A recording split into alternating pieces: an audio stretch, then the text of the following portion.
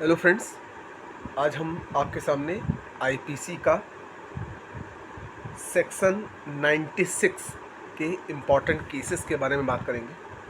सबसे पहले हम जानेंगे कि 96 कहता क्या है। तो 96 जो है वो प्राइवेट प्रतिरक्षा के अधिकार में प्रयोग की गई कोई बात अपराध नहीं है। प्राइवेट प्रतिरक्षा का मतलब होगा कि अपने शरीर की रक्षा करते हुए या अपनी संपत्ति की रक्षा करते हुए कोई भी कार्य अपराध नहीं माना जाता। अब जैसे इसमें एक फेमस केस है, उत्तर प्रदेश राज्य बनाम पोसू 1983, सुप्रीम कोर्ट का वाद है। जो व्यक्ति स्वतः आक्रामक है तथा जो स्वतः अपने ऊपर आक्रमण को आमंत्रित करता है, अपने आक्रामक प्रहार के कारण वह व्यक्ति प्राइवेट प्रतिरक्षा के अधिकार का प्रयोग करने का हकदार नहीं।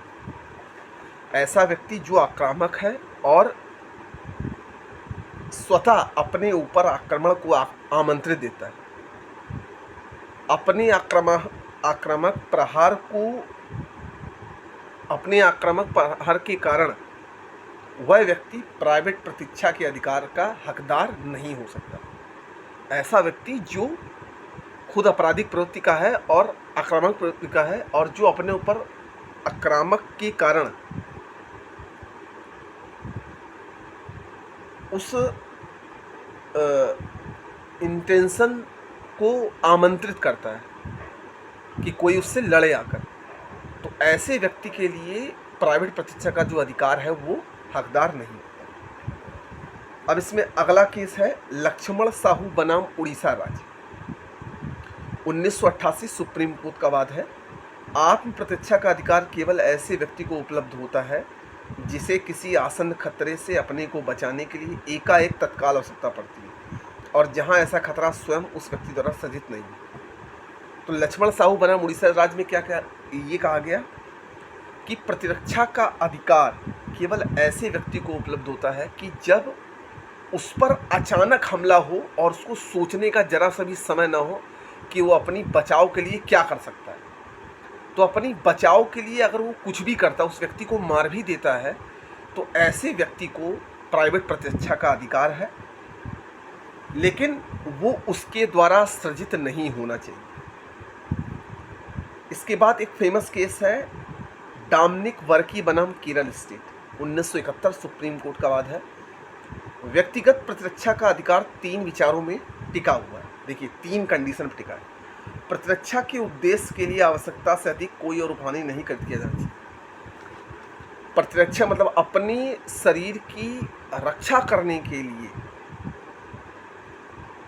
आवश्यकता से अधिक कोई और उपहानि नहीं करनी चाहिए। कहने का मतलब है कि ऐसा नहीं कि कोई आपको धक्का दे रहा है तो आप उसको चाकू से मार दीजिए, तो फिर आप नहीं कह सकते कि मैं अपने शरीर की रक्षा कर रहा था। ऐसा नहीं कि कोई आपको लाठी से मारा था तो आप उसको तलवार से मारने लगेंगे। ऐसे सिचुएशन पर प्राइवेट प्रतिरक्षा का अधिकार नहीं होता।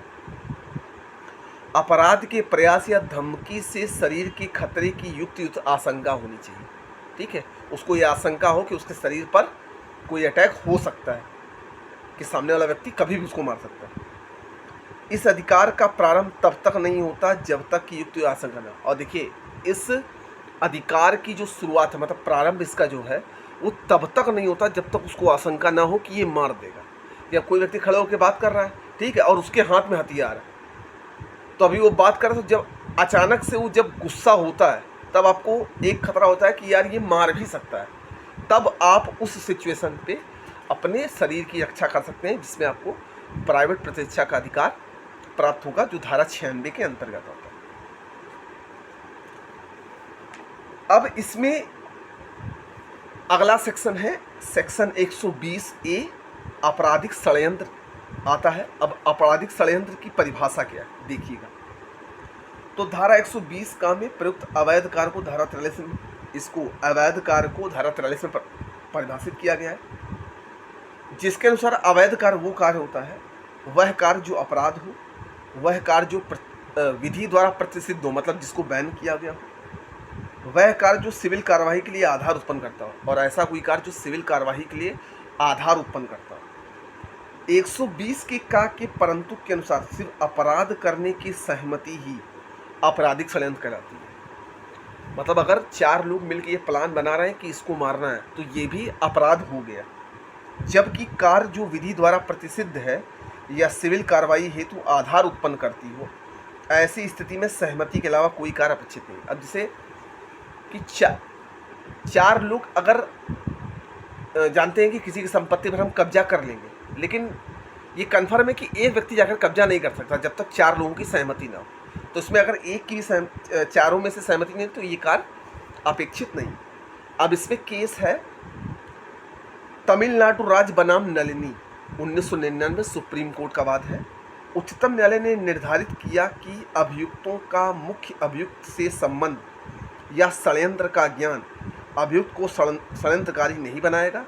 करार अपराध के लिए अपरिहार्य है। कहने का मतलब है कि किसी अपराधी का अगर किसी से संबंध है, ठीक है, और उसको षड्यंत्र का ज्ञान है, तो अभियुक्त को षड्यंत्रकारी नहीं बना जाएगा। ये नहीं कि उसका साथी जो तो उसको भी षड्यंत्रकारी बना दिया जाए, ये अपरिहार्य है, नहीं माना जाएगा। फिर आता है योगेश उर्फ सचिन जगदीश जोशी बनाम महाराष्ट्र, 2008 सुप्रीम कोर्ट का वाद है। उच्चतम न्यायालय ने निर्धारित किया कि षड्यंत्र का अपराध गठित करने के लिए 2 या अधिक व्यक्तियों के मस्तिष्क का मिलना शर्त है। अब किसी आपराधिक षड्यंत्र तो इसमें मिनिमम कम से कम 2 व्यक्ति चाहिए जिनकी आपसी सहमति होनी चाहिए। षड्यंत्र का अनुमान आसपास की परिस्थितियों से लगाया जा सकता है क्योंकि प्रत्यक्ष सबूत खोजना मुश्किल है। षड्यंत्र का अनुमान आसपास की परिस्थितियों से लगाया जा सकता है क्योंकि प्रत्यक्ष सबूत खोजना मुश्किल है, क्योंकि षड्यंत्र का प्रत्यक्ष सबूत खोजना थोड़ा मुश्किल हो जाता है, तो आसपास की सिचुएशन को देखकर पता लगाया जाता है। ठीक, तो हम उम्मीद करते हैं कि धारा 96 और धारा 120 के इम्पॉर्टेंट केसेस की जो जानकारी मैंने दी है वो आपको समझ में आई होगी।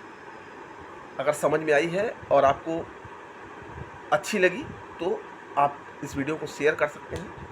बाकी इच्छा आपकी है। मिलते हैं हम नेक्स्ट वीडियो में।